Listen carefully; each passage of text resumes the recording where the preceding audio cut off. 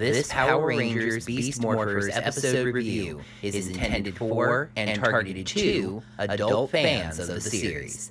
Betty gets close to it and ends up sucked inside, getting into the bunky bunky bitty bitty bitty bitty bitty bitty.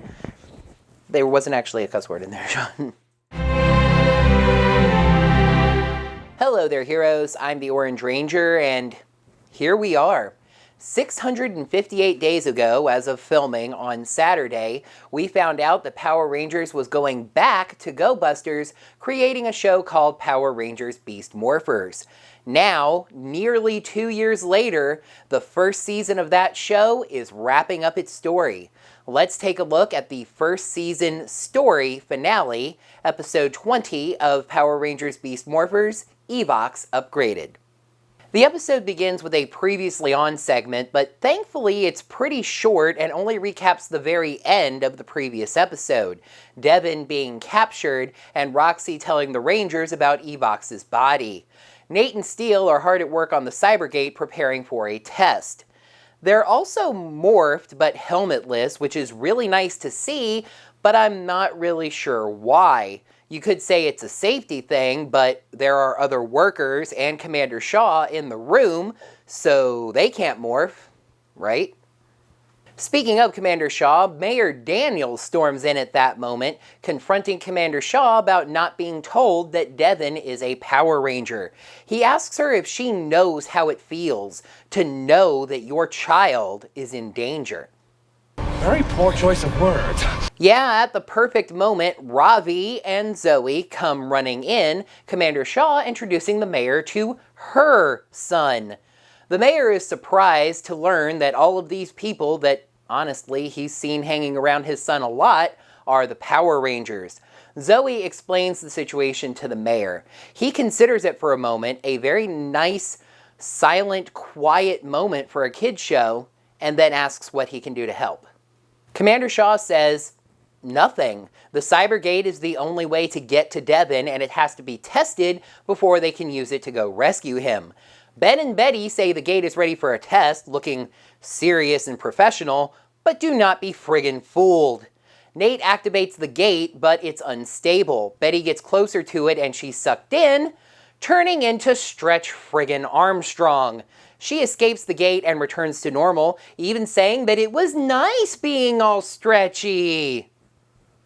Close your mouth and stop talking. Nate declares the portal unsafe for use. Yeah, no kidding, Nate. There are brief moments of stability, but not enough to send the entire team. Ravi says he'll go to the cyber dimension with a beacon that will transmit the exact coordinates back to Grid Battle Force so they can use their regular transporters. My nitpicky brain says that Nate transported Evox to the cyber dimension in the first place, so at the very least, the computer should have the coordinates on hand, but... wait for it. Get on with it! Getting just a touch bit predictable there, MPG. Commander Shaw ixnays the idea, and I love the worried look in her eyes as she declares it too dangerous. Ravi says someone has to do it, and the mayor says he's right, grabbing the beacon and running through the Cybergate. It overloads and shuts down, but Nate then receives the coordinates of the cyber dimension, showing that the mayor made it. Steele, who, by the by, just can't help looking really weird not wearing a helmet. I think it's that his head with the horns is actually bigger than a helmet, so he looks disproportional. Says that it's time to hop in their Zords and go surprise that snake. But Zoe stops him. They need more than a surprise. They need something brand new, something that Evox won't be prepared for.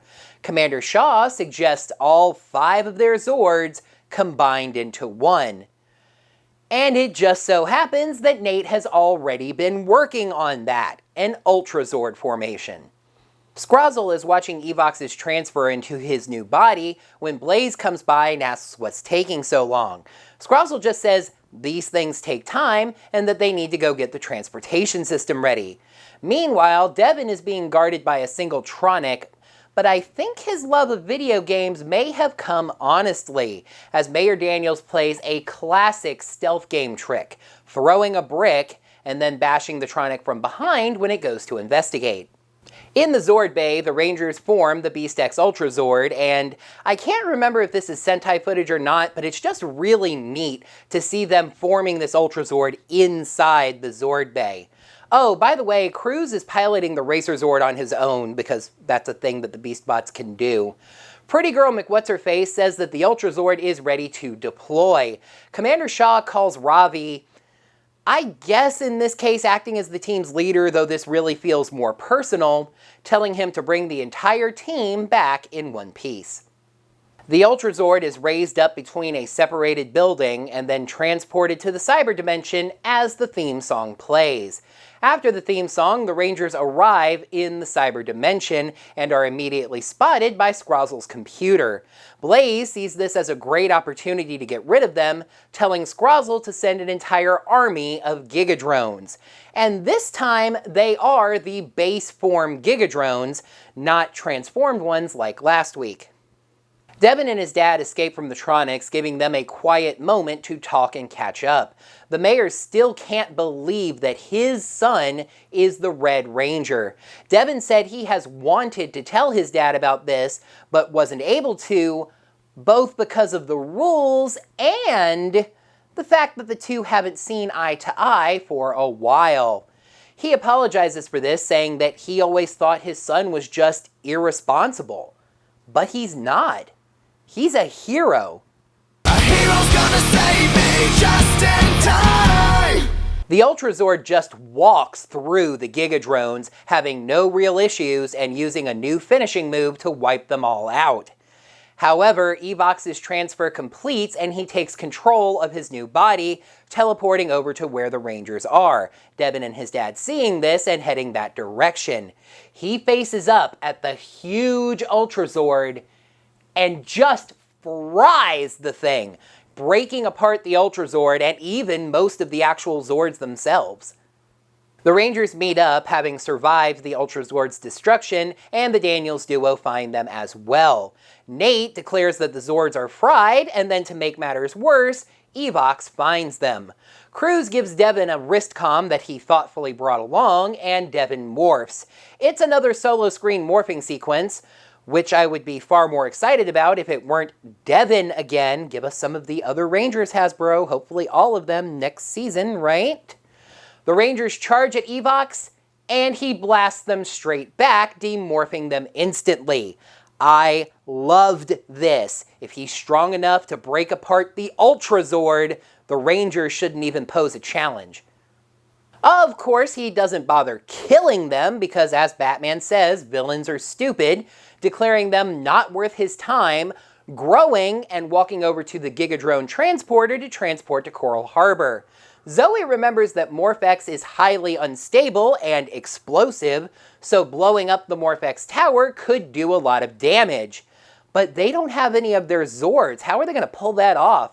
Maybe some kind of secret mission to the tower with like jerry-rigged bombs that... Oh no, wait, the Racer Zord wasn't destroyed, it's just fine. How convenient. I mean, fortunate. How fortunate. Devon will get in the Racer Zord and take out the tower, while the other Rangers head to Scrozzle to stop the teleportation. The Rangers all form a fist tower and head off.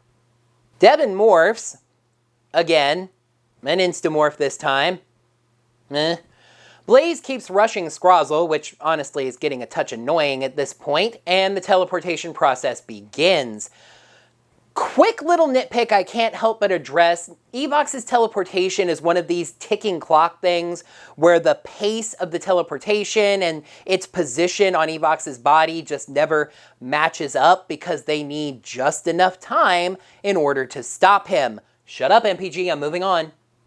Devon and Cruz decide to destroy the tower in the tunnels that run underneath of it, transforming into racer mode to drive down there. They transform into battle mode on the way down, and then run into a pointy red Gigadrone. Or should I say a pointy red Zord? Yes, it turns out Scrozzle's been busier than we thought, and made Blaze a nice shiny new Zord to use. As those two fight, the mayor leads the other Rangers to the base. Tronics attack, so Zoe tells Nate and the mayor to head to the lab while they stay and take care of that. They find Scrozzle, who says it's too late, but stands at the keyboard and sends some last-minute commands anyway, even as Nate screams for him to stop and then just shoots him away. Scrozzle teleports away, also wisely bringing along his equipment. Back at the Zord fight, Devon and Blaze have a just perfect line reversal situation, as Blaze says someone's going to get hurt, and this time Devon says that someone is you. Meaning Blaze, not you. You're fine. Blaze's Zord charges at Devon's, and Devon waits for the perfect moment, activating his gun/slash finisher. We see in the cockpit that Blaze's avatar is destabilizing just like Roxy's did, so when his Zord explodes, Blaze's avatar is also destroyed. Nate manages to stop the teleportation process, telling Devon to get clear of the Morph-X tower because it's about to explode. The Rangers wonder how they're going to escape, and the mayor suggests going back to the cyber portal site.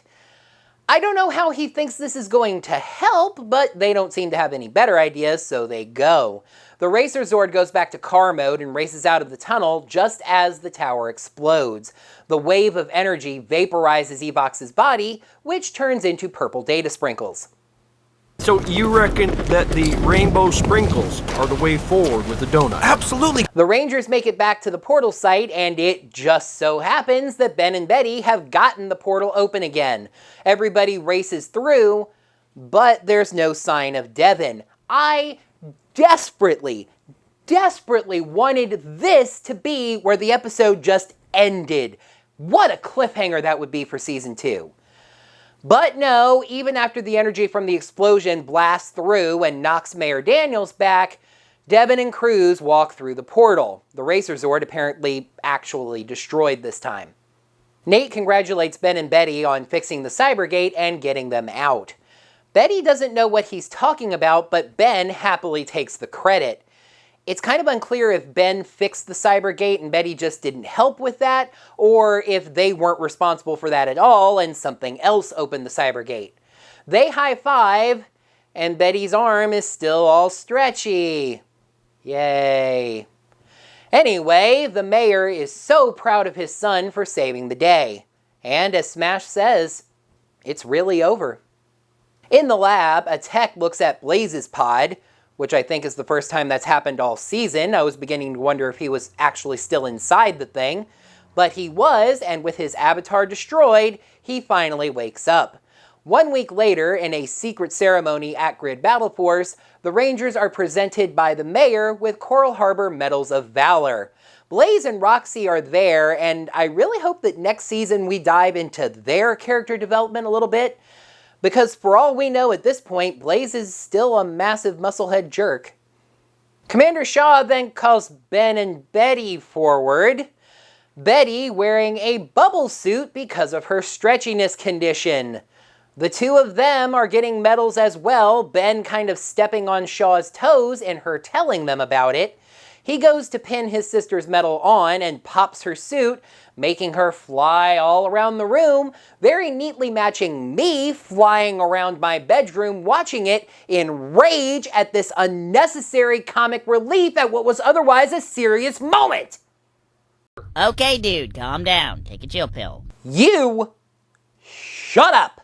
I don't even know what you're from. Half-Life? Whatever. Anyway, Steele declares that it's time for a human custom, the selfie.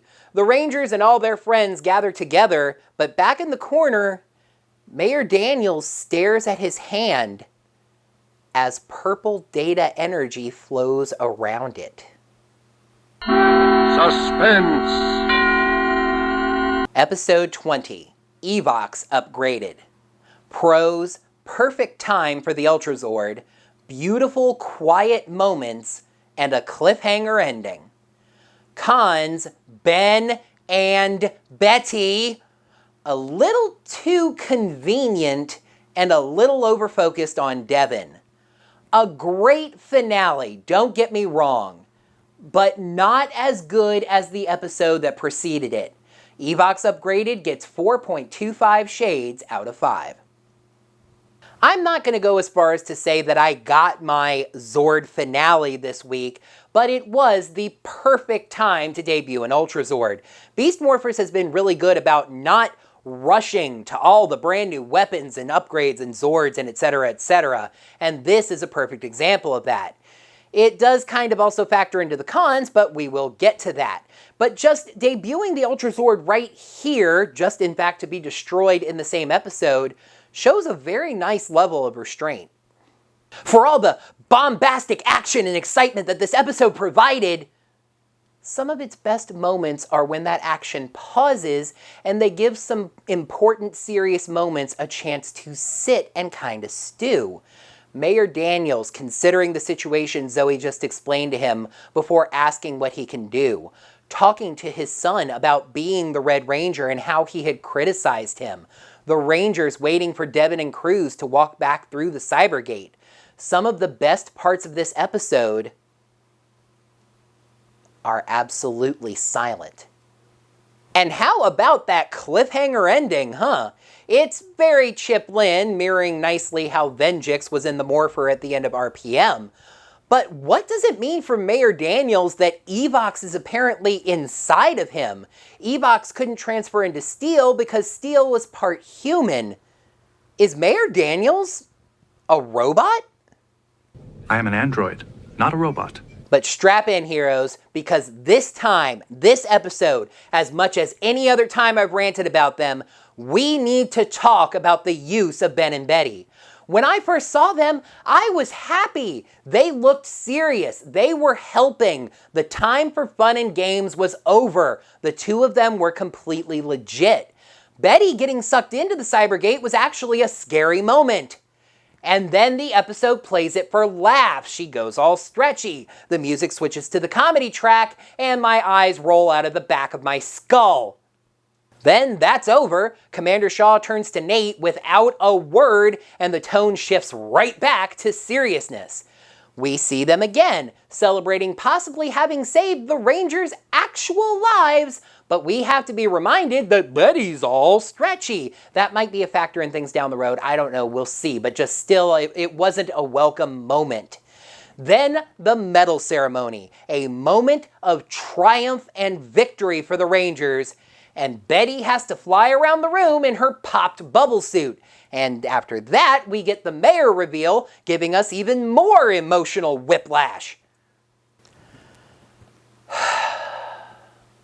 The comedy from these two has never felt more forced. You can argue that Power Rangers, a show made for little kids, needs moments of comic relief. I could argue that point with you, but I'll allow it for now. There have been moments this very season that made me literally LOL. But the finale is not the time for that. The story finale should be 100% serious. No comedy, no laughs. Honest to goodness, this episode lost half a point for this alone, and it was almost a full point. Stop doing this.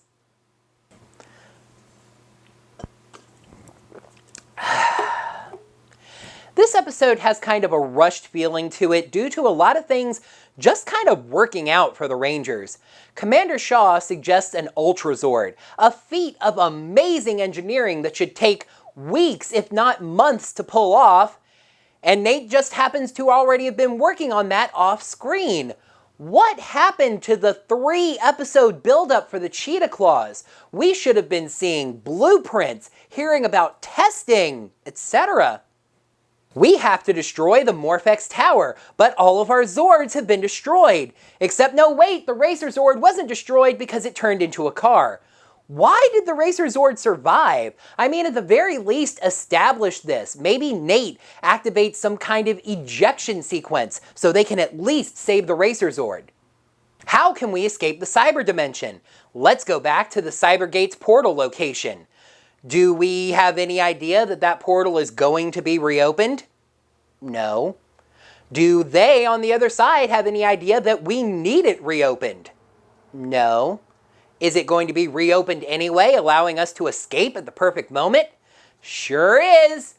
It didn't take a lot away from the episode, obviously, but things just worked out a little too nicely.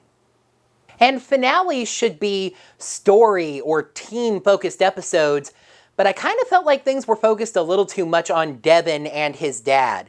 I also kind of feel like the episode tries to avoid this impression by also giving us some moments with Ravi and his mom, giving the episode kind of a general theme of family, except that at the end, Mayor Daniels himself says that it was all about friendship, which is the sink that never ships. But Zoe really only gets one major moment of screen time, and she's just regurgitating plot at the mayor, plot that the audience already knows, even if he needed to be filled in. Nate gets a couple of nice moments, especially shooting Scrozzle. Steel really only gets one good line about giving the Tronics a taste of steel. Just felt like the focus was a little off. This was an excellent finale. But it could have been better, and no, sadly, I don't think it lived up to the episode that came before it. We do have a nice, juicy cliffhanger to lead us into the second season. Actually, two, kind of, since we don't know where Scrozzle went, though I think we're going to hear from him next week. And this was still quite the cap to an amazing season. However, we now need a Santa cap for this amazing season. Let's take a peek at Beast Morphers' Christmas episode and the actual finale to Power Rangers Beast Morphers Season 1, Episode 22, Scrozzle's Revenge. When Scrozzle traps the Rangers inside Christmas ornaments, Steel and the other Beast Bots must save both the Rangers and the city. That's going to do it for another Power Rangers Beast Morphers episode review. Heroes, thank you so much as always for watching. I know that last week I said that I was going to be telling you folks about what would be happening during the off-season. I got the word finale in my head and started thinking about wrapping things up and moving into the next phase. I didn't really process in that there was a Christmas episode, and really announcements like that are better saved for when the season is actually ending. So let's talk about that next week, shall we? I hope you enjoyed this episode, and if you did, you can let me know down below by hitting that thumbs up button and also leaving a comment telling me what you thought of the episode as well as my review of it. You can let me know here what, just in general this time, what did you think about this episode? Do you agree with my criticisms? Did you think it was better than I said? Did you think it was worse than I said? Just let me know all about that down in the comments below. Let's have a little conversation about this episode. Make sure you're subscribed to my channel to see all of my videos and ring the bell. Get your notifications set up so you'll be notified whenever I post brand new episodes like these Power Rangers Beast Morphers episode reviews. And if you'd like to lend any financial support to my channel, consider becoming one of my patrons. Head on over to patreon.com/OrangeRangerVideos, where you can see my various tiers of support and what you get back for doing that. I'd greatly appreciate it. If you can't commit to the every month thing, that's fine. Head on over to ko-fi.com/OrangeRangerVideos, where you can buy me a coffee. This is a can of bubbly, but it's actually empty. But I'm going to sip from it anyway. There was a little driplet in it. That is imaginarily delicious because there was nothing in the can. And those are set at $3, and I greatly appreciate any financial support I find at those sites, as well as if you can't even do any financial support, I totally understand, trust me. Just share my videos, tell people about my channel, just let people know about the Orange Ranger. Greatly appreciate that as well. See you back here for a Beast Morphers Christmas, heroes. Until then, may the power protect you. And cut! We're clear. Nice job. Thank you, bud. How about we grab something to drink before we get on the editing process here? Grab myself a beer, maybe grab you guys a couple cans of Morph-X, and then we'll get on it? Sounds good. I'm running kinda low.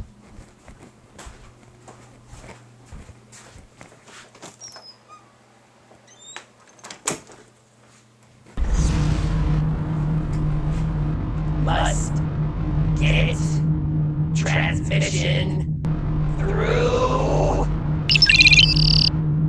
Yes.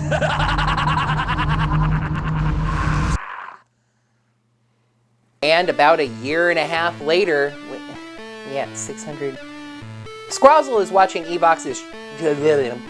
When Blaze come by, slow down, Sean. Scrozzle is watching Blaze. Oh, good. By the way, Cruz is piloting the Racer Zord on his own, which is, I guess, just a growing and walking over to the transforming into Racer mode to ride. Devon and Cruz decide to destroy the tower by driving through tunnels underneath of it. Back at the Zord fight, Devon and Blaze have a perfect line reverse. Yeah, I did that too soon. Some of its best moments are when the action pauses and we give things time to die. Fuck. But this time, strap it. Fuck. Thanks once again for watching, and until next time, heroes, may the. I'll get myself a beer, get you guys a couple of cans of.